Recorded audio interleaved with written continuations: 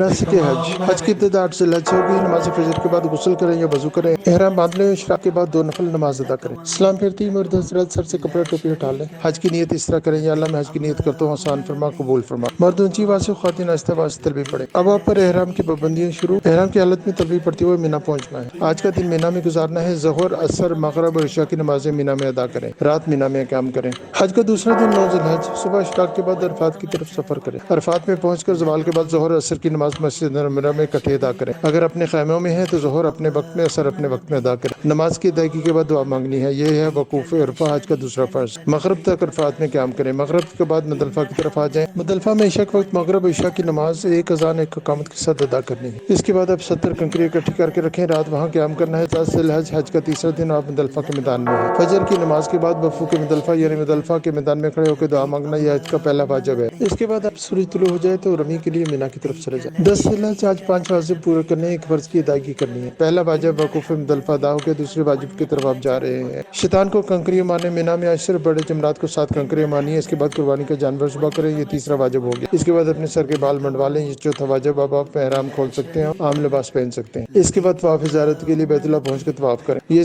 طواف زیارت ہے، حج کا تیسرا فرض۔ حج کے تینوں فرض مکمل ہو گئے۔ اس کے بعد آپ نے صحیح کرنی ہے، صحیح حج کا 5واں واجب۔ اب واپس رات کو مینا میں آ جائیں۔ 11 ذی الحج، حج کا چوتھا دن، مینا میں زوال کے بعد تینوں جمرات کی طرف جانا ہے۔ پہلے چھوٹے جمرات کو 7 کنکریاں مارنی، دعا کرنی ہے، پھر درمیانے جمرات کو 7 کنکریاں مارنی اور دعا کرنی ہے۔ اس کے بعد بڑے جمرات کو 7 کنکریاں مارنی، اب دعا نہیں کرنی، واپس اپنے خیمے میں آ جانا ہے، رات مینا میں قیام کریں۔ حج کا 5واں دن 12 ذی الحج، مینا میں زوال کے بعد تینوں جمرات کی طرف جانا، پہلے جمرات کو 7 کنکریاں مارنی اور دعا کرنی ہے، پھر درمیانے جمرات کو 7 کنکریاں مارنی اور دعا کرنی ہے، پھر بڑے جمرات کو 7 کنکریاں مارنی، دعا نہیں کرنی ہے۔ اب آپ کے پاس اختیار ہے، اگر آپ مینا میں رات قیام کرنا چاہے تو 13 کی رمی آپ کے ذمہ ہوگی۔ اگر آپ رات قیام نہیں کرتے تو واپس مکہ مکرمہ اپنی بلڈنگ میں آ سکتے ہیں۔ اب صرف ایک واجب رہ گیا، طواف وداع یعنی رخصت ہونے والا طواف، یہ حج کا 6واں واجب ہے۔ سارے مناسک پورے ہو گئے، 3 فرض 6 واجب، آپ کا حج مکمل ہے۔